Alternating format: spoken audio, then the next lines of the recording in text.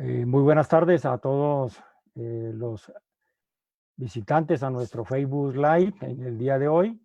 La Central Unitaria de Trabajadores CUT tiene el gusto de presentar un tema de suprema importancia para el país. Hemos titulado este Facebook Live ABC de los derechos laborales en la contingencia del coronavirus, que es de suprema importancia para los asuntos que son de total atención y de inquietud general para los millones de colombianos. En primera instancia, queremos presentar a nuestros acompañantes en este Facebook Live. Son el doctor Iván Jaramillo, abogado investigador del Observatorio Laboral de la Universidad de Rosario. Doctor Iván. Gusto a todos, un saludo muy especial para todos y todas los que se conecten hasta ahora.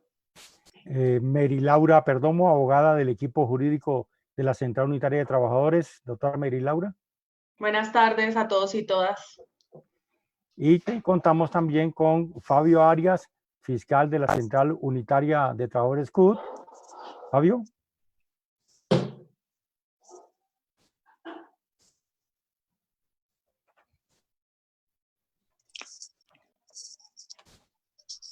Bueno, y también contamos con la presencia de Elías Fonseca, quien les habla, responsable del director de comunicaciones de la CUT. Bueno, en primera instancia, señalar que el tema de la pandemia del coronavirus, tal como fue declarada por la Organización Mundial de la Salud, preocupa a todo el mundo, preocupa a toda Colombia y en especial a nosotros los trabajadores afiliados a la Central Unitaria de Trabajadores y en general a todo el personal que está en el sector laboral. Esta situación se presenta primero que todo en una pandemia que se origina en China, Wuhan, China, y que ya tiene un tiempo de andando, ha sido más o menos controlada en este país a raíz de la intervención que hace el Estado, el sistema de salud chino, pero desafortunadamente este virus no es un virus nuevo, no tiene vacuna, está en una situación que causa una grave problema para la salud a nivel mundial, se ha expandido a la mayoría de los países del mundo, ha llegado a Colombia y en estos momentos esa situación nos ha llevado a que hoy estemos, a partir de esta noche a las 12, ya en Bogotá desde el viernes en la madrugada pasado, se declaró la cuarentena, el confinamiento aquí primero, como es una especie de muestra que se hizo en departamentos como Santander, Boyacá, Cundinamarca y aquí en Bogotá, en lo que se fue como un ensayo inicial para mirar cómo se atendía de manera efectiva la no propagación del virus, la contención del virus, pero ya hoy tenemos desafortunadamente la información de que hay 3 muertos en Colombia producto de la virosis y la virus del coronavirus, que ya hay 277 casos ya registrados como positivos de esta pandemia en Colombia y que efectivamente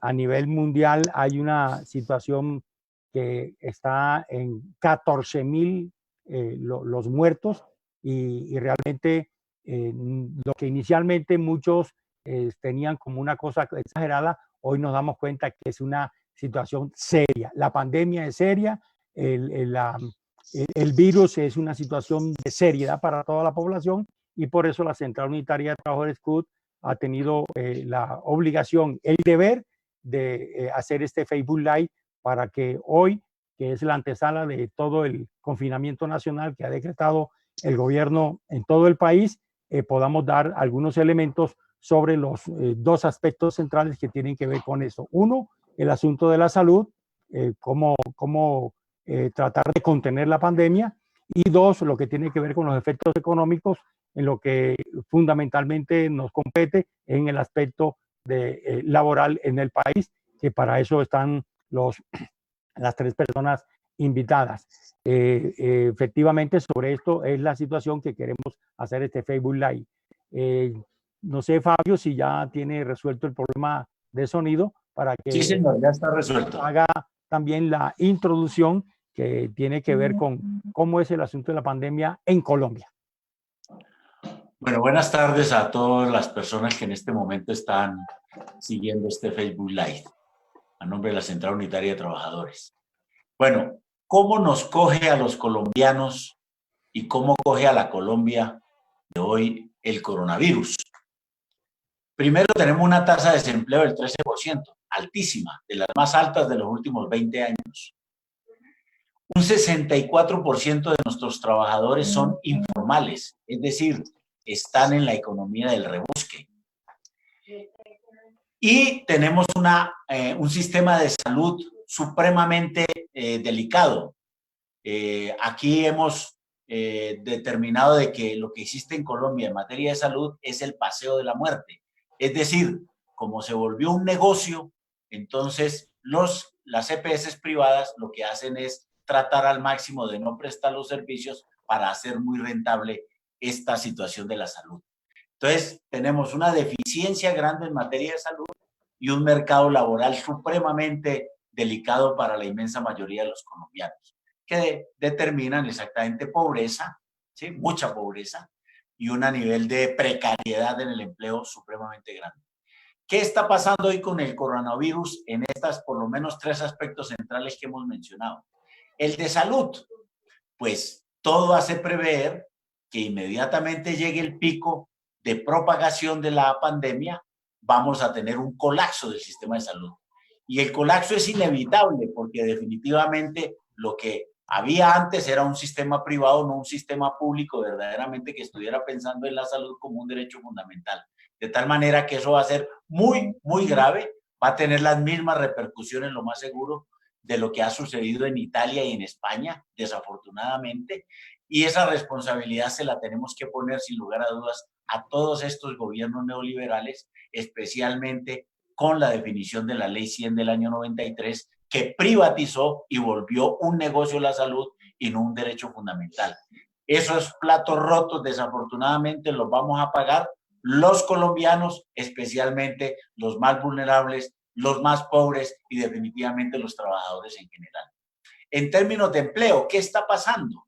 Pues que a pesar de que el gobierno dijo de que no iba a autorizar los despidos masivos, pues los empresarios no han venido acudiendo al ministerio para que los autorice, sino que simple y llanamente ha tomado la determinación de empezar a despedirlos, de hacer licencias no remuneradas, como en el caso, por ejemplo, de Avianca. 5.000 trabajadores fueron autorizados por Avianca presuntamente en un gesto voluntario para hacer una licencia no remunerada, en la cual adicionalmente dice el documento que les hicieron firmar a estos 5.000 trabajadores de Avianca, de que ellos no van a demandar a Avianca ni en este momento ni posteriormente al término de finalizar la licencia no remunerada.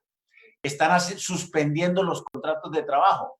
Una empresa muy significativa y muy conocida por los colombianos, los señores de OMA, suspendieron todos los contratos de trabajo de sus colaboradores y los mandaron a la casa. En el caso de los despidos, de la licencia no remunerada y de la suspensión, se quedan sin ingresos esos trabajadores. Y lo otro, los empresarios más generosos, para decirlo de alguna manera, han tomado la decisión de mandar a sus trabajadores a vacaciones confinadas. Es decir, esos trabajadores han perdido su derecho a las vacaciones porque van a estar confinados en su casa, determinando eso. Entonces, eso va a aumentar la tasa de desempleo, sin lugar a dudas. De desempleo, perdón. Y lo otro son los informales. 14 millones y pucho de colombianos que trabajan en la informalidad, en el rebusque, hoy están confinados sin la posibilidad de tener ningún ingreso. Y frente a estos tres temas, salud, desempleo e informalidad, desafortunadamente las medidas del gobierno no se ven por ninguna parte. No hay subsidios, no hay mercados que le puedan satisfacer verdaderamente a la gente o ingresos para atender. Desde ese punto de vista, desde la Central Unitaria de Trabajadores, estamos diciendo entonces que hay que suspender los créditos que hoy tienen los trabajadores en general y la población, y que el Estado debería pagar sus arriendos, debería pagar o darles dinero suficiente para que puedan atender sus necesidades alimentarias y de subsistencia básica. Y el Estado también debería, en esta crisis del coronavirus, pagar los servicios públicos. Esas son las peticiones que hemos venido haciendo, porque de resto, en 8 o 10 días ya la población no va a tener cómo estar sobreviviendo. Y sin lugar a dudas lo que se está cocinando es una olla a presión, una presión muy fuerte, porque la gente, entre morirse de hambre o sufrir las posibilidades de sentirse infectados por el coronavirus, van a salir a la calle a resolver sus problemas de alimentación y de subsistencia. Y como dice un señor muy famoso en Colombia, columnista del Tiempo y exministro, Mauricio Vargas, y la gente lo va a hacer acudiendo a métodos lícitos o a métodos ilícitos. Es decir, se puede venir un estallido social si este gobierno no atiende las necesidades básicas en materia de salud, en materia de alimentación y en materia de subsistencia de parte de esta inmensa población que hoy está confinada. Y obviamente la Central Unitaria de Trabajadores está reclamando que se haga esa situación y estará obviamente acompañando estos justos reclamos de la población en general en materia de salud y de los trabajadores por su empleo y por sus condiciones en la informalidad. Muchas gracias, Fabio, por hacer esa introducción sobre cómo toma el coronavirus a la situación nacional, en qué estado se encuentra la situación del país y los efectos que este coronavirus, esta pandemia puede actuar en Colombia. También hacemos invitación a quienes nos están escuchando y viendo que nos elaboren las preguntas que con mucho gusto aquí con nuestros panelistas invitados estaremos dando respuesta. Para ponerle como una especie de soporte a lo que acaba de señalar Fabio, el hecho es este: a principios de año la economía mundial venía en una especie de frenazo económico mundial, que era evidente. Con el asunto del coronavirus, esto hace, digamos, explosión en el sentido en que la fórmula inicial para poder contener el coronavirus es ¿cómo es? La inclusión de las personas en sus residencias, en su casa, en su apartamento. Entonces, eso hace... Confinamiento. El confinamiento, eso hace que la economía, aparte ya de que venía en un frenazo, reciba un golpe supremamente grande, que tiene un efecto en todo el mundo. Y aquí nadie se ha salvado de esto. Entonces, los efectos en la economía mundial del coronavirus son totalmente lesivos. ¿Qué le toca a Colombia? Para entrar en el caso colombiano, nos toca aprender de lo que han hecho el resto de países para intentar morigerar, suavizar esa grave situación. Y la primera lección, que es lo que queremos transmitir y señalar, es que es el Estado el único que puede, la única institución que puede asumir de manera efectiva, con músculo económico, con medidas regulatorias, con temas que pueden proteger a la población, tanto de los dos aspectos señalados, tanto en el aspecto sanitario de la salud, que es aspecto fundamental, como el aspecto de qué va a hacer la gente en el confinamiento. Entonces, cómo se le garantiza a la gente, cómo se le garantiza su sostenimiento, porque habrá labores que no podrán desarrollarse desde la casa ni desde el encierro. Y entonces, aquí en Colombia tenemos un problema grave, ya señalado por Fabio, es el 64% de la población está en informalidad, encerrados, no van a recibir remuneración, ingresos, y como ya se ha declarado aquí en Colombia el confinamiento hasta el próximo 13 de abril, después de Semana Santa, y voces señalan que eso se puede prolongar, la gran pregunta, la gran inquietud es cómo va a hacer el Estado, que es el único que puede hacerlo, cómo va a resolver estos problemas. Y tiene que ser el músculo económico tomando los dineros de donde sea necesario, porque primero está la vida. Lo digo porque en la mañana de hoy hemos escuchado en las noticias, en la prensa, voces, por ejemplo, del gobierno y la misma locución del presidente en la tarde de ayer, en el sentido de que están preocupados por las empresas, por el sector financiero, por el comercio. Y uno pregunta, ¿y la gente?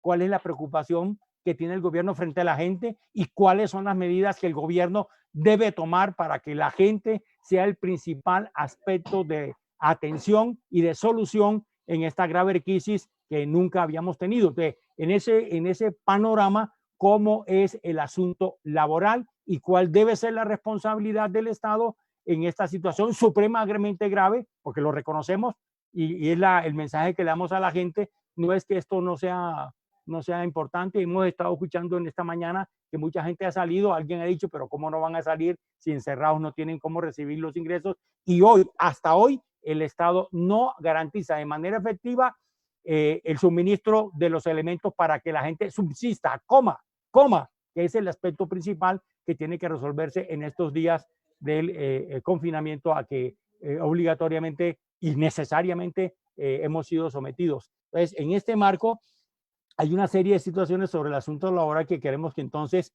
la doctora Mary Laura y el doctor Iván tengan la posibilidad de decirle a Colombia, a los trabajadores, cómo es que vamos a operar en medio de esta situación de urgencia efectiva que hay.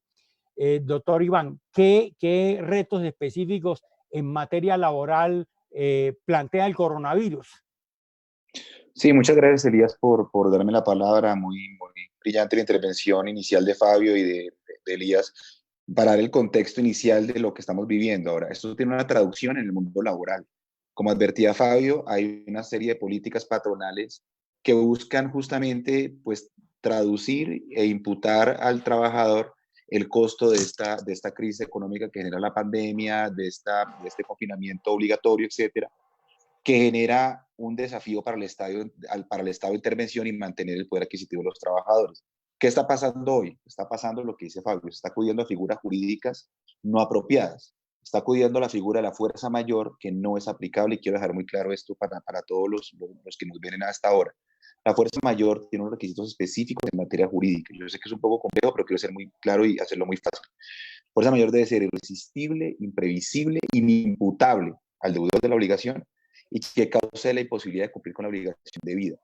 Si uno tiene una circular precedente del Ministerio de Trabajo donde dice usted tiene X número de alternativas para mantener el ingreso y optar por otras vías distintas de suspender por fuerza mayor y eliminar por esa vía, suspender el pago de los salarios, pues no es fuerza mayor porque no es irresistible y tampoco genera la imposibilidad de cumplir con la prestación debida porque hay otras alternativas para acudir a ellas y mantener esa prestación. De manera que no es aplicable la fuerza mayor como se está haciendo por gran parte de algunas empresas, para suspender contratos e interrumpir la prestación de servicio y la continuidad en el pago de los salarios. Realmente la fuerza mayor no encuadra en estas circunstancias desde el punto de vista técnico jurídico. La licencia no remunerada es una vía de suspensión del contrato también del mismo artículo 51, que supone libertad y aceptación espontánea de los trabajadores de esa figura. De manera que una aceptación masiva y una preimpreso elaborado por el empleador, pues no me da la sensación de que haya sido suficientemente libre, no me da la sensación de que haya sido suficientemente espontánea, y si además ese preimpreso supone una renunciabilidad de derechos de acudir a la justicia, pues hay que recordar que no lo digo yo, lo dice la Constitución, hay una promesa y el principio de irrenunciabilidad de derechos de los trabajadores. Luego los trabajadores seguramente lo van a firmar por la presión y pues por el temor a ser despedidos, pero es una cláusula ineficaz desde el punto de vista jurídico. Yo como trabajador no puedo renunciar a los derechos que el ordenamiento me confiere, luego tampoco tiene un nivel de juridicidad suficientemente sólido ese tipo de alternativas. Otra figura que se ha pensado y al menos ha declarado oficialmente el ministerio es la famosa revisión de los contratos. Esa figura supone, porque sé que algunas empresas la han implementado, supone voluntad de los trabajadores previo a su adscripción, es decir, no se puede implementar de forma unilateral por el empleador. Si no hay acuerdo entre las partes, de hecho el artículo obliga que vean a la jurisdicción laboral, que en este momento la justicia pues está suspendida, pues por lo que todos sabemos, y es que no hay forma de salir de este confinamiento y acudir a los juzgados para poder impartir justicia, hay una suspensión de términos por el Consejo Superior. Tampoco es viable si no hay libertad absoluta a los trabajadores en este tipo de medidas. Entonces lo que está pasando es que al final el costo de todas estas medidas, y es que hay una dificultad en la producción que es evidente y que no se puede negar, se está trasladando al trabajo. La fuerza mayor, para que ojalá le quede muy claro a todos los que nos ven a esta hora, es una figura del derecho civil que se ideó para proteger al deudor. El derecho del trabajo se construyó durante más de 200 años para proteger al acreedor. Porque esa fuerza mayor yo no la puedo traer al derecho civil, al derecho del trabajo de forma, dijéramos, pura y simple, sin tener en cuenta que hay unas lógicas distintas que inspiran al derecho del trabajo, que es justamente el error que creo que se está cometiendo en todo ese tipo de pensamientos o medidas de solución a la crisis desde el punto de vista puramente empresarial. Y es que esto se ¿Será inventó... un error o será una política de ellos? Yo creo que ellos saben eso. Las dos cosas, pero las dos cosas creo yo, Fabio, pero al final fíjense que, digamos, no se puede invertir el principio protector. Aquí hay unos principios inderogables, que son estabilidad, Fabio, continuidad en el ingreso y seguridad social. Digamos, sobre esos tres principios se dio el derecho al trabajo. Ahora, eso, ¿a quién le conviene eso al final? Nos conviene a todos, porque las empresas deben saber que a la hora que los trabajadores no tengan capacidad adquisitiva, pues nadie va a comprar esos productos y servicios que comercializan. Va a haber una depresión de la demanda interna y va a haber un proceso de progresiva contracción de la economía que a nadie le conviene. Entonces, ¿qué debería el gobierno pensarse? ¿Cómo hacemos para pensar en este grupo de trabajadores formales desde el punto de vista de las políticas del Ministerio de Trabajo enfocadas al acompañamiento y a la profundización de la inspección, vigilancia y control en este tipo de medidas? Esas medidas que advierte Fabio, a mí me aterran porque tienen una característica, es la brillante y absoluta ausencia del Ministerio de Trabajo en ese tipo de medidas que son absolutamente conocidas. Ya a esta altura son hechos notorios, como decimos los abogados. Todos sabemos lo que está pasando. Dicho una sola letra sobre ningún caso de esos. Por eso, entonces, cuando hecho notorio en derecho es una figura que usamos para no tener que probar las cosas porque son evidentes. Bueno, aquí pasa lo mismo y yo no veo al ministerio actuando. El ministerio está para justamente proteger el trabajo decente. Que le toca promover el crecimiento de la economía es el de Hacienda, pero el Ministerio de Trabajo está para eso. Yo no veo la actuación. Que es a lo que yo haría énfasis para responder la pregunta de Elías. Y hay otro segmento de la población que no podemos olvidar, que es el que hacía referencia a Elías y Fabio en su intervención, y es que ¿qué hacemos con las personas que prestan servicios independientes disfrazados porque son verdaderos contratos de trabajo? Ese es el problema, hacer las cosas mal. Que hoy una persona de esas tiene una fiebre, tiene una gripa, empieza a estornudar, esa persona no tiene incentivo para quedarse en la casa porque sobre el 40% le calculan el 66% de la prestación por incapacidad por origen común, esa persona va a preferir salir a trabajar. Entonces, ese tipo de perversidad de esos contratos. Claro, entonces termina siendo, en este momento se nos devuelve porque necesitamos que la persona se quede en la casa y no se va a quedar, porque la persona necesita comer, necesita vivir. Y nosotros hicimos un informe en el Observatorio Laboral, que es la vulnerabilidad justamente del sistema a este tipo de pandemias. Encontramos que el 66% no tiene cómo quedarse en la casa, porque el informal vive del día a día. Entonces, ese señor, si yo lo aíslo y le digo, quédate en la casa porque es una pandemia, y él tiene una fiebrecita, tiene unos síntomas allí que pueden provocar que se genere una incapacidad, no tiene respuestas económicas, el incentivo es el contrario del que se quiere. Sabemos, los que estamos acá, en todo el país creo yo, no somos médicos, pero que lo idóneo es el aislamiento y que no tengamos contacto para ir reduciendo el impacto de la pandemia. Eso es relativamente claro desde el punto de vista médico hasta donde yo entiendo. Pero el mensaje jurídico es distinto. El mensaje jurídico es manténgase en el trabajo, es decir, en situación normal, un prestador de servicios independientes, que es un disfraz de un verdadero contrato de trabajo, pues no tiene ningún incentivo a quedarse en la casa. Tiene todo el incentivo a mantenerse para que no le reduzcan desde el 40 al 66, y el señor que gana 10, 4, queda en 2,5, es decir, queda con un 26% de lo que originalmente gana.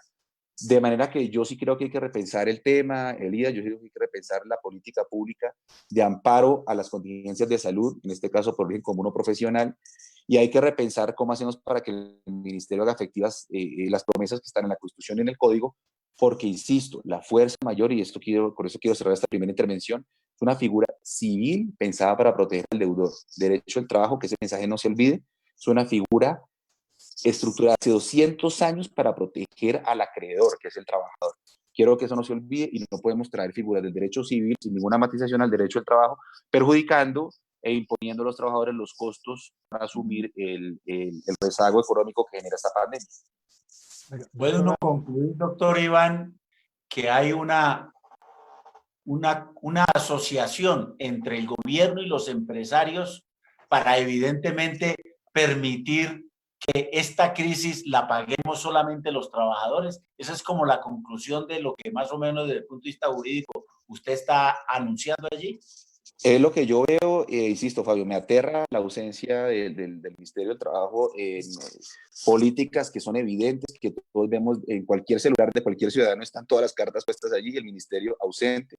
Y justamente está alineado a una política, lamentablemente, de traslado del costo al trabajador que riñe con los principios que yo enseño en mi clase, Fabio. A mí lo que me aterra es que mi clase queda derogada cada vez que pasan estas cosas y yo recibo en el celular 300 cartas que riñen con lo que enseñamos y ver la ausencia y el silencio de las autoridades gubernamentales y obviamente de la política empresarial que desafortunadamente debería estar alineada a lo que nos interesa a todos, es que se mantenga la capacidad de consumo, que se mantenga el ingreso vital de los trabajadores, porque es que eso no es un capricho del profesor Jaramillo de la universidad, es una demanda de la economía. Y podemos decirlo en términos de la OIT, algo también sobre eso. Ya derogaron su clase, ¿sí? ¿Habrán derogado también los postulados generales de la OIT? Doctor Iván, usted que es experto en esos temas. Por lo menos el convenio 102 y la recomendación 202, yo creo que están bien cuestionadas. Por lo menos los convenios sobre reserva sindical en este tipo de medidas, pues no están aplicándose. Y por lo menos los convenios 81 y siguientes de inspección del trabajo, pues desafortunadamente son una gran promesa incumplida, desafortunadamente, y derogaron lo más triste, Fabio, y que a mí me preocupa y me duele mucho es nuestro artículo 53, sobre el que tengo un libro completo, la doctora Mary Laura lo ha leído muy juiciosa, y sigue siendo letra muerta, sigue siendo un ríos de tinta que no se aplican, lamentablemente. Ese es el drama y la gran frustración del profesor de Derecho del Trabajo. Bueno, doctora Mary Laura, acoplándola a todos, intervenciones, lo del doctor Iván Jaramillo y de Fabio, hay una situación en concreto. Hay una emergencia en el país con respecto a las leyes laborales. Esa emergencia, por lo que leí en la entrevista que le hicieron al ministro del Trabajo en el periódico de La República el viernes, ¿eso cambia o fortalece o qué pasa con las normas laborales? ¿Pueden los patronos de manera unilateral reformar esto o qué? ¿Qué información le damos a los trabajadores formales y de contratos con el Estado, etcétera, en ese marco? Gracias, don Elías, y buenas tardes a todos y a todas nuevamente quienes nos siguen en este Facebook Live. Bueno, en primer lugar mencionar que nosotros hemos identificado unos grupos de trabajadores que están en un peligro especial durante esta emergencia de coronavirus y son peligros en tres aspectos principales, que están corriendo peligros sobre la estabilidad en su empleo, sobre la permanencia en esa ocupación o en ese empleo, ya voy a referirme a si es formal o informal, que es finalmente del que derivan su afiliación a la seguridad social, sus ingresos, sus prestaciones sociales, su estabilidad en su vida diaria y el ingreso de su familia. El segundo peligro es precisamente eso, el ingreso de estas familias. O sea, en muchos casos hay familias que solo viven con lo que una persona le ingresa por salarios o por honorarios de una relación de trabajo, de una relación, digamos, precaria, pero en el fondo de trabajo, y ante esta situación están viendo sus contratos suspendidos, terminados, despidos o simplemente la ocupación a la que se dedicaban está sufriendo alteración por las medidas que se han tomado de emergencia del aislamiento, de la cuarentena, de reducir el transporte, etcétera, etcétera. Y el tercer peligro, y este no es nada despreciable, es en cuanto a la afiliación a la seguridad social o la protección social. Recordemos que en nuestro país todavía hay un enfoque en que la afiliación a salud y pensiones depende de que usted tenga un ingreso estable, o sea, usualmente depende de un empleo o de un trabajo formal. Si estas personas están siendo suspendidas en sus contratos o están siendo despedidas o no cuentan con este ingreso, son personas que probablemente caigan en riesgo de no poder seguir cotizando a salud, bueno, a pensiones que les va a poner en peligro su protección en la vejez y sobre todo a salud, que es una necesidad primaria ante una pandemia como la del COVID-19. Entonces, no van a faltar los casos en los que estas personas entren en mora con el sistema de salud y las EPS van a resolver con su visión de empresa, con su visión de negocio, de que no van a prestar los servicios que se necesitan para atender, por ejemplo, síntomas de enfermedades respiratorias o un posible contagio del COVID, y eso es algo que nos preocupa profundamente. ¿Y cuáles son esos grupos de trabajadores que están en riesgo especialmente que hemos identificado?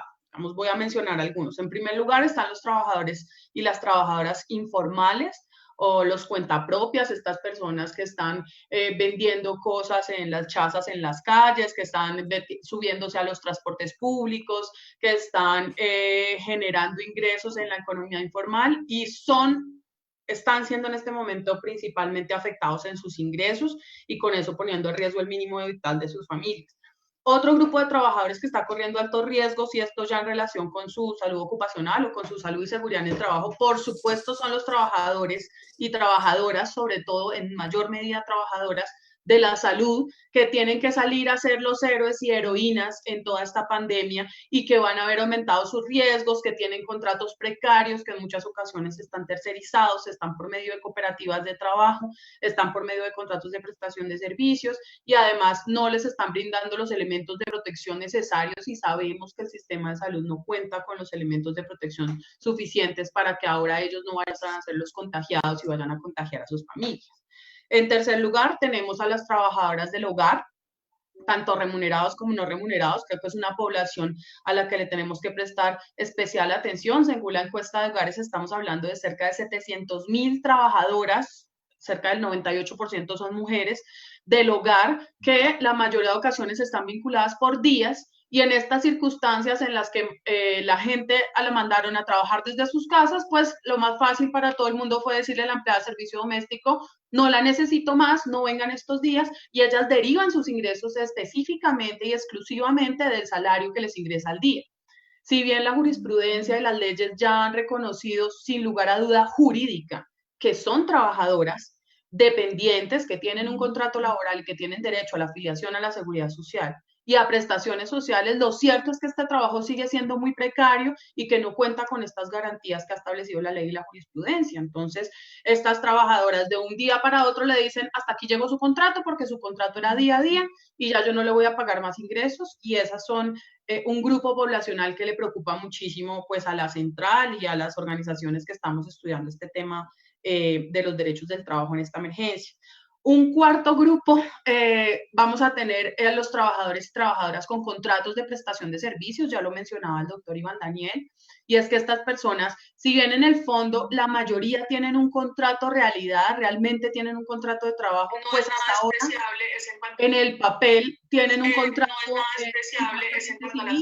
en el que ellos pagan solo su seguridad social y en el que muchas, sobre todo entidades públicas, están suspendiendo sus contratos, que esto es algo que nos preocupa muchísimo porque sabemos que en el sector público es donde más predominan estos contratos de prestación de servicios.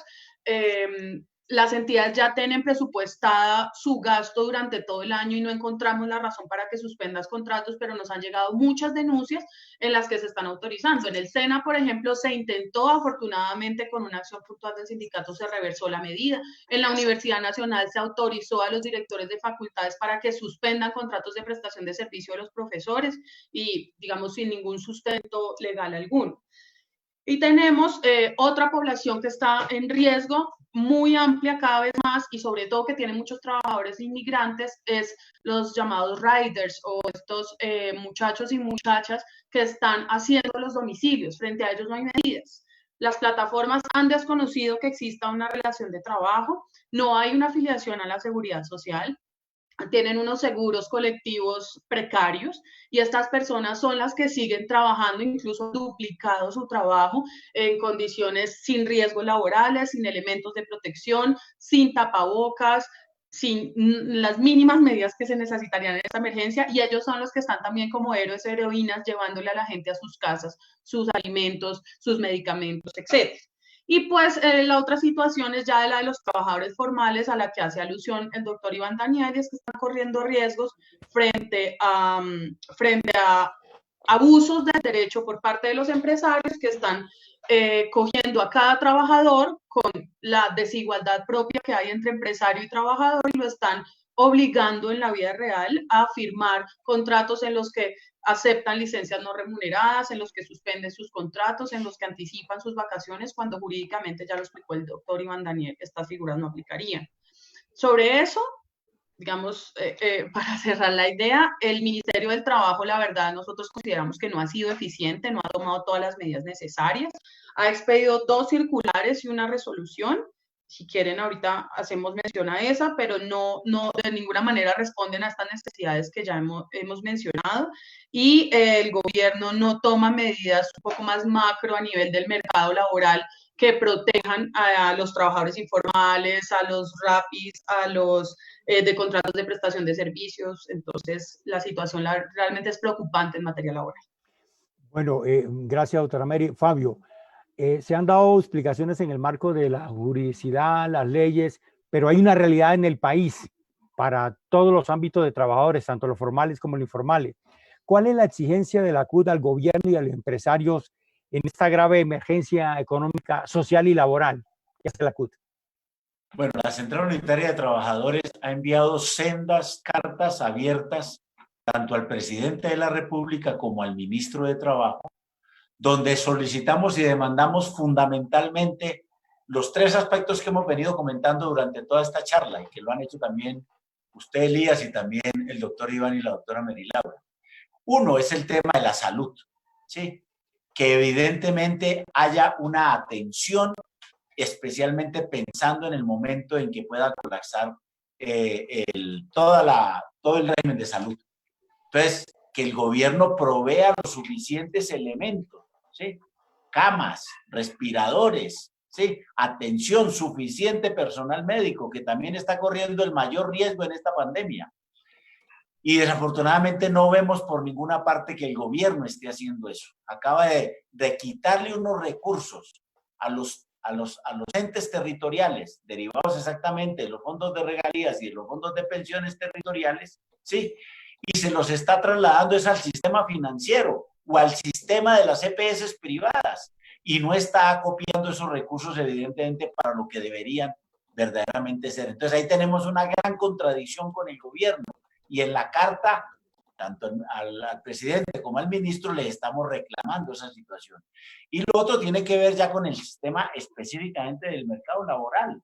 Se trata de que no hayan desempleados, los que están ya empleados, que no pierdan su empleo, especialmente que no pierdan sus ingresos, y que haya una atención inmediata frente a los informales, que son 14 millones de trabajadores informales que hoy no tienen con qué sobrevivir, y que, repetimos, el gobierno está, mejor dicho, metiéndole presión a esta olla social que ya explotó el pasado 21 de noviembre, ¿sí? Y que obviamente hoy se va a deteriorar absolutamente todas las condiciones de los trabajadores y de la población en general. Repito, tanto por el tema de la salud como por el tema de los ingresos. Y entonces lo que estamos es prácticamente cocinando una olla que va a explotar. Aquí va a haber un estallido social si el gobierno obviamente no responde a estos reclamos que desde la CUT estamos haciendo en estos tres campos que acabo de mencionar.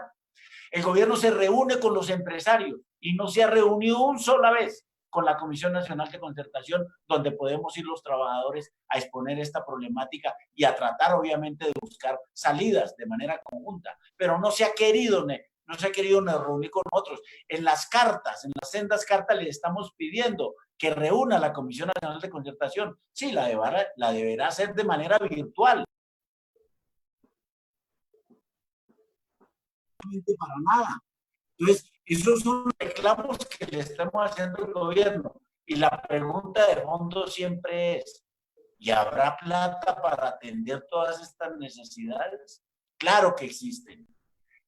El gobierno tiene facultades, por ejemplo, para suspender el artículo con el cual exoneraron a los empresarios en la reforma tributaria pasada por 10,4 billones. Se puede exactamente suspender la aplicación de ese artículo y que el Estado recoja esa plata para verdaderamente atender.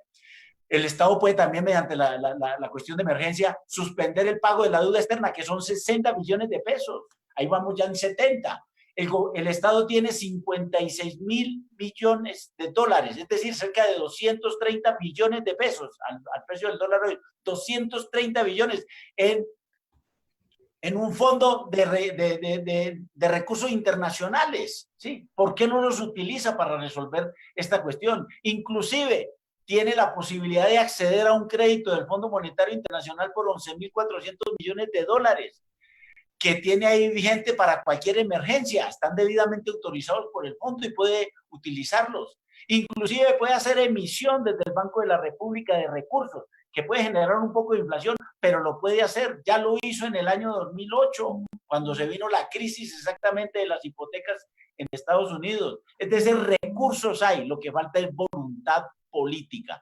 Este gobierno es un gobierno típicamente plutocrático, solamente atiende las exigencias y las demandas de los empresarios, especialmente de los grandes empresarios nacionales y extranjeros, porque tampoco ha habido una política para los pequeños y medianos empresarios, que también requieren pasar este chaparrón tan difícil para mantener una nómina. En eso somos plenamente conscientes, y por eso, además del reclamo de los trabajadores, pedimos que para ellos también haya una política pública de salvarlos a ellos. Pero este gobierno, repito, solamente atiende a los empresarios. La discusión que hay en el fondo, ya la plantearon todos ustedes, es la vida o la economía. Y yo creo que aquí es la vida. Y para la vida se requieren recursos, ¿sí? Y para tener recursos y para tener demandas de alimentos y de subsistencias, hay que darle dinero a la población en general, y eso es lo que no está haciendo este gobierno. Inclusive Trump, imagínense, el más draconiano en estas medidas neoliberales en el planeta, y que ejerce exactamente una política de garrote para todo el mundo, está hablando de enviarle $2,400 a cada familia gringa para tratar de atender estas circunstancias. Claro, él está pensando en la economía, pero asimismo también nosotros podríamos estar pensando, salvando la vida, mantener exactamente una dinámica económica que se hace sobre la base de que haya ingresos en los bolsillos de los trabajadores para poder demandar bienes y servicios. Repito, estas son las medidas que le hemos pedido tanto al gobierno nacional, al presidente Duque, como al ministro del Trabajo, y no hemos recibido ninguna respuesta de ellos, y por el contrario vemos que las medidas siguen siendo absolutamente equivocadas, y estamos incubando aquí un estallido social, y la gente, obviamente, frente a la posibilidad de infectarse con el coronavirus o salir, obviamente, a resolver los problemas de subsistencia, de buscar los alimentos.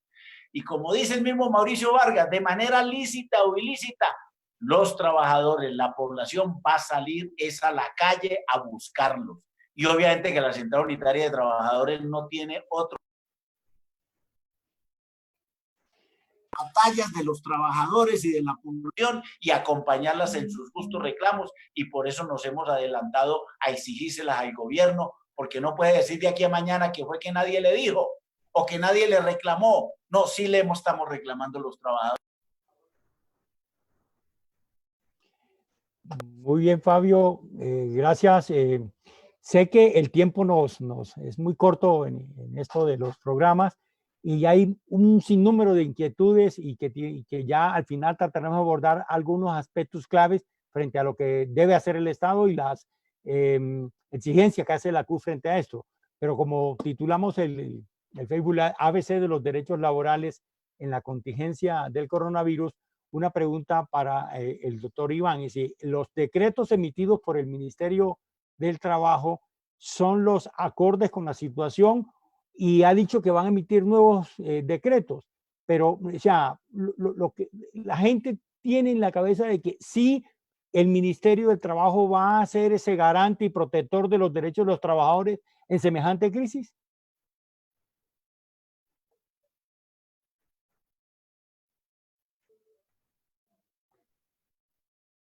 Tiene que poner el micrófono, Iván. Perdón, ahí. Definitivamente no son las medidas contundentes que uno esperaría en una crisis como la que estamos atravesando. Son circulares, desafortunadamente medidas como la tomada ayer de regulación del aislamiento tienen serios problemas jurídicos, porque es un decreto cuando el decreto de estado de emergencia económica y social había dicho que eran decretos leyes. Hay una serie de problemas jurídicos allí que no vamos a tocar en este momento, pero las medidas tomadas desafortunadamente pues carecen de efectividad, carecen de ese mensaje de prevalencia de los derechos de los trabajadores, de mantener el ingreso, de mantener la estabilidad. Hay un mensaje allí de unas medidas no suficientemente bien articuladas. Hay conceptos como el trabajo en casa que no coinciden con los conceptos legales que trae la ley colombiana laboral. hay desafortunadamente una teórica focalización y poder preferente del nivel central de todas las investigaciones y solicitudes de suspensiones hasta por 120 días y despidos colectivos, que suenan más a una autorización de despido y a un interés en despido que un interés de proteger la estabilidad de la relación de trabajo. De manera que, ¿qué se espera? Pues que todas estas ideas que están surgiendo y que se han transmitido en los medios, como liberar la licencia no remunerada contra la liberación de retiro parcial de cesantías, etcétera, pues sean analizadas conforme a la lógica laboral que estamos analizando, sean analizadas conforme a la derogación de leyes previas que no pueden ser derogadas por circulares ni por decretos regulares, y sean analizadas conforme a la lógica que estamos justamente aquí defendiendo, y es la prevalencia del principio de estabilidad, de continuidad del ingreso y de la afiliación a la seguridad social como medidas para afrontar la pandemia, como medidas rectoras, que es justamente los grandes ausentes en este tipo de circulares que está emitiendo el ministerio. Hay unas contradictorias con otras, hay justamente un concepto que emana de la Dirección Territorial de Manizales, en las que parece advertirse que está habilitada la fuerza mayor, en contradicción con la circular 21 en la que no se habla de fuerza mayor. Es decir, no hay una suficiente articulación, un mensaje contundente, y si ese mensaje desde la regulación no es suficientemente claro, no es suficientemente diáfano, pues va a ser mucho más compleja la intervención que estamos demandando en el ministerio en este momento para que el mensaje sea muy claro, y es que licencias no remuneradas, despidos, cualquier tipo de medida contra la garantía de estabilidad y de continuidad del ingreso tiene que estar especialmente verificada por el Ministerio de Trabajo en este momento, tiene que estar especialmente acompañada, porque lo que decía la doctora Melilaura es muy claro. El derecho al trabajo tiene una característica que le diferencia del derecho civil, es la simetría en el poder de las partes. Pero esto es un contrato especial.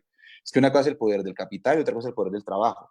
Si a los trabajadores los dejamos solos, firmando, como pasó en los ejemplos que daba Fabio, autorizaciones de licencia no remunerada, pues vamos a terminar en una suspensión masiva de contratos de trabajo, interrumpiendo el ingreso para los trabajadores en momentos definitivos para su mantenimiento, en momentos de aislamiento social, y ese aislamiento no va a ser suficientemente efectivo porque el trabajador va a estar obligado a salir a buscar un ingreso complementario. Entonces, son medidas contradictorias con la idea inicial de aislamiento, son medidas que no están suficientemente alineadas y coordinadas con el mensaje protector del derecho al trabajo, y que uno esperaría que ojalá en lo que sigue pues fueran conscientes, ojalá leyeran la carta que hizo muy juiciosamente la CUT para buscar alternativas que sean capaces de mantener el ingreso de los trabajadores, la estabilidad y obviamente la cobertura de los sistemas de protección y seguridad social. Ojalá todas esas medidas estén mediadas por el diálogo social. Fabio preguntaba por convenios de la OIT especialmente ausentes en esta coyuntura. El convenio 144 sobre participación y diálogo social, pues no, pareciera no existir. Hay que empezar a leerlo, hay que empezar a aplicarlo, y ojalá haya un enfoque diferencial con algunos grupos especialmente vulnerables. Merilaura advertía algunos, yo complemento un poquito. Las personas con discapacidad y sus cuidadores tampoco creo que han estado en el centro de gravedad de las medidas y políticas que hay que tomar en un caso de aislamiento como el que estamos obligados a tomar por la pandemia. De manera que yo sí esperaría, Elías, que ojalá haya un redireccionamiento de esas circulares, de esas resoluciones que está emitiendo el ministerio, para alinearlas a la idea general constitucional de los principios que informan el derecho al trabajo, para que estén en línea con el principio de diálogo social de cualquier determinación laboral conforme al artículo 56 y el convenio 144 de la OIT, y ojalá enfocadas en la protección de la vida, que debe prevalecer frente al problema de contracción económica que tenemos indudablemente. Pero aquí debe prevalecer la vida, que es el mensaje que quiero resaltar y retomar de la intervención de hace un momento proferida por Fabio. Sí, precisamente gracias, doctor Iván. Tengo una inquietud y por la cuestión del tiempo vamos a tratar de precisar. Doctora Merilaura, en el tema del derecho laboral, de la juridicidad, todo el ámbito jurídico, pues están las leyes allí puestas, el Ministerio del Trabajo precisará algunas cosas como ha intentado precisar, pero siempre hemos tenido en Colombia una situación, y es que ha prevalecido los intereses de los empresarios y las multinacionales frente a los intereses de los trabajadores.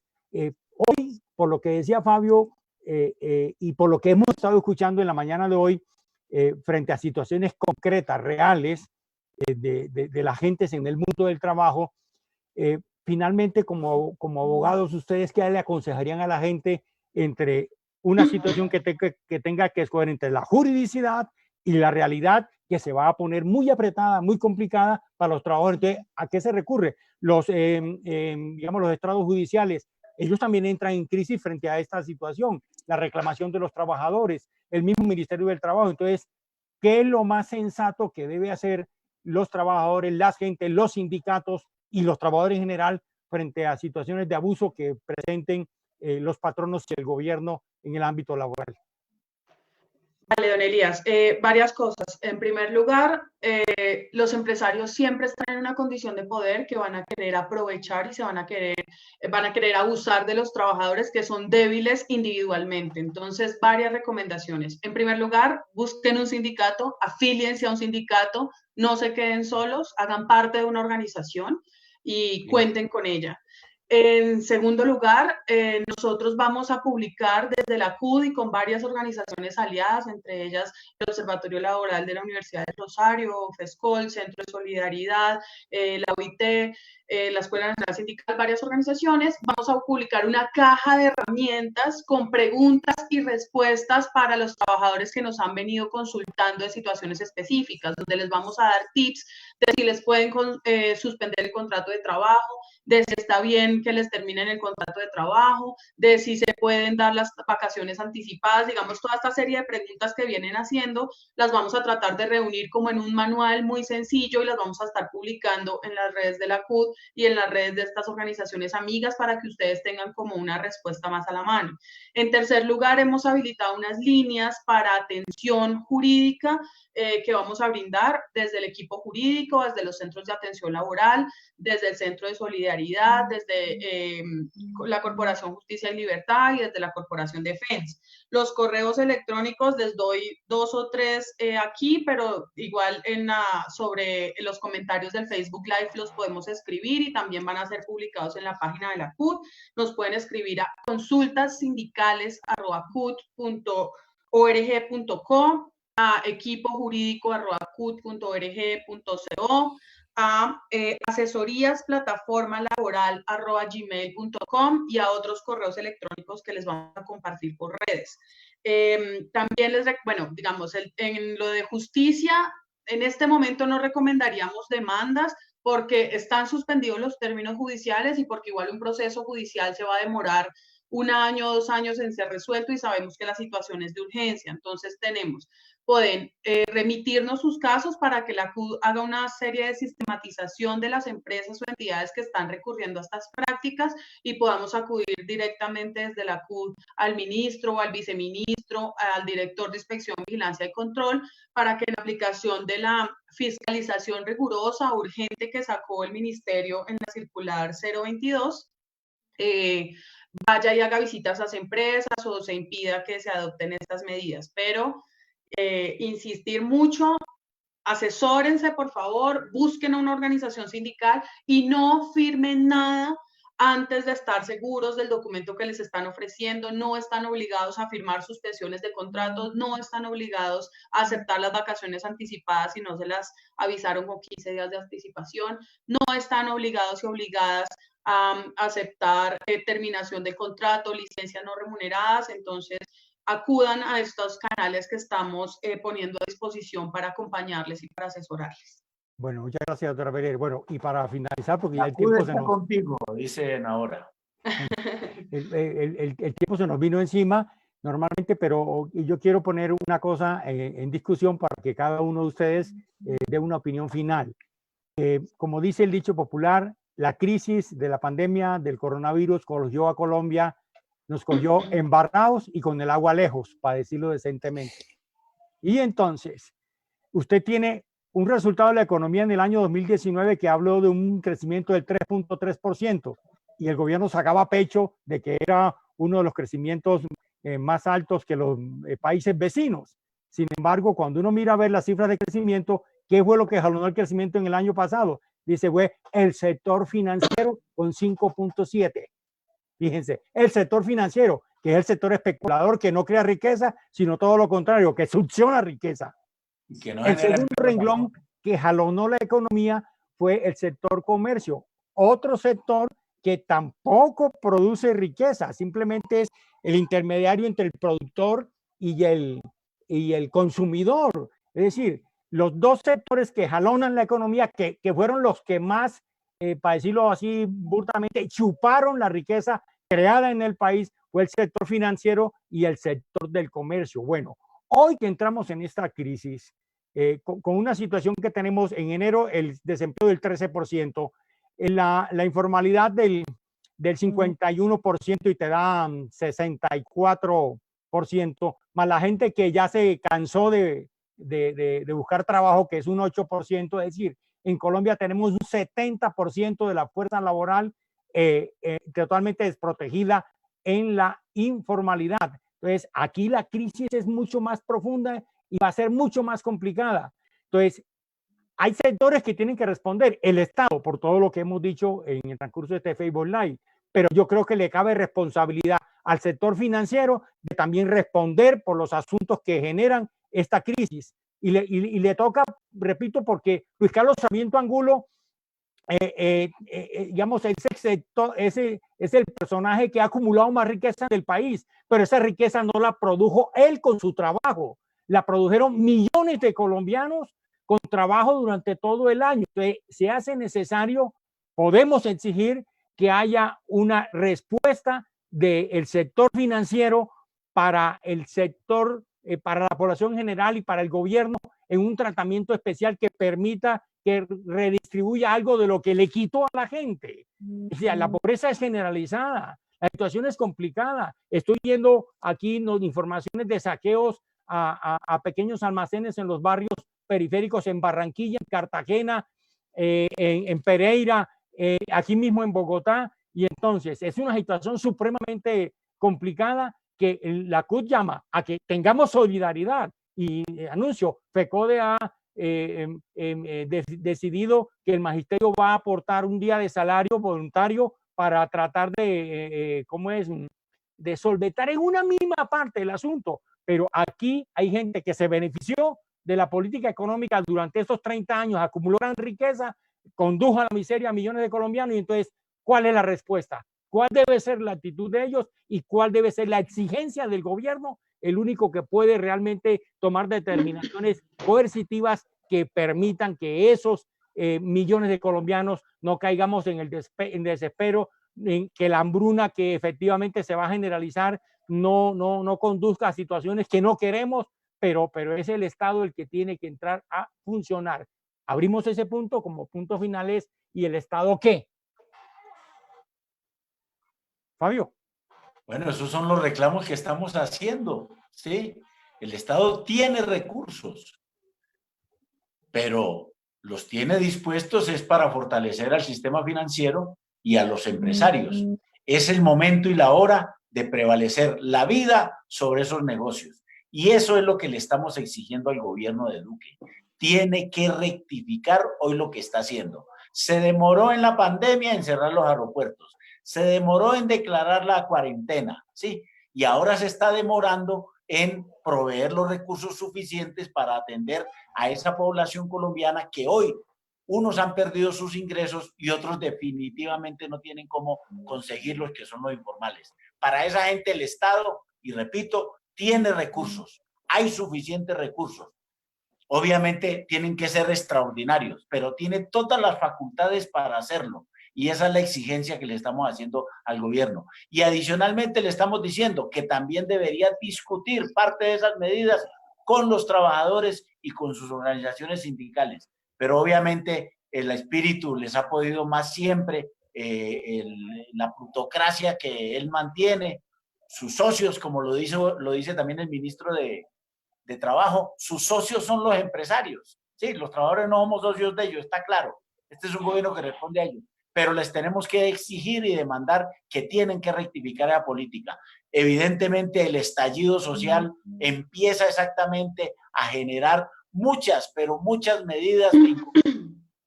Por eso para el día de mañana, ¿sí? El Comité Nacional de Paro está convocando a una movilización social, en esta oportunidad desde la casa. Obviamente nosotros no estamos llamando a que la gente contribuya a la propagación del virus, ni más faltaba. Esa es una actitud responsable nuestra. Estamos diciendo, hagamos cacerolazos desde las 8 de la mañana durante todo el día, reclamándole al gobierno que atienda la salud, que atienda a los trabajadores formales manteniéndoles su empleo y que atienda a los trabajadores informales mediante las medidas que ya hemos dicho aquí. Y ese cacerolazo tiene que servir para eso. Lo que pasó el 21 de noviembre se va a repetir en el día de mañana y aspiramos que la inmensa mayoría de los colombianos, con esta cuestión agravada por el tema del coronavirus, salgan a protestarle y sea un mecanismo para que verdaderamente el gobierno entienda que tiene que rectificar su política. Entonces, la invitación a todos los que nos están viendo en este momento a que contribuyamos mañana desde las 8 de la mañana con cacerolazos durante todo el día, ¿sí? Que inundemos las redes sociales de mensajes en este sentido. Señor Duque, rectifique su política, atienda a la población en salud, mantenga el empleo y provea los recursos necesarios para que los informales puedan sobrevivir, ¿sí? Inundemos las redes sociales con eso y obviamente también hicemos la bandera de Colombia con una cinta negra reclamando exactamente nuestro rechazo a los asesinatos de los líderes sociales. Esa es la convocatoria del Comité Nacional de Paro. La Central Unitaria de Trabajadores es una de las 28 organizaciones sociales que hace parte de ese Comité Nacional de Paro, pero queremos hacer una actividad de manera unificada, muy fuerte, que verdaderamente permita que ese señor que no se ha conectado con el país desde que empezó su gobierno, verdaderamente entienda que hay un país que sí necesita y está reclamando que antes que los negocios atienda la vida de su población. Doctora Mary Laura, su mensaje final a los trabajadores en el marco de la juridicidad y de la crisis. Nada, pues que comprendemos que es un momento supremamente difícil, que todos estamos con nuestros derechos en riesgo, pero hay trabajadores que son más vulnerables que los demás. Recordarles que ya se puso en la imagen los correos a los que se pueden comunicar, que vayan a la página de la CUDA a ver las herramientas que tenemos disponibles para ayudarles en su defensa, que no se queden solos y que la solidaridad entre trabajadores y trabajadoras va a ser muy importante en este momento de crisis del país. Gracias, Mary Laura. Doctor Iván Jaramillo, desde el mundo de la academia y de la universidad, ¿cuál es su mensaje en esta crisis que hay en el país? Justamente es que desde el mundo de la academia y de la universidad estamos con la construcción del principio protector en su versión original desde hace 200 años de Ludovico Barassi, del principio protector del trabajo, no del principio protector del capital, que es lo que veo que se está invirtiendo en un momento adverso y en un momento de crisis, en el peor momento.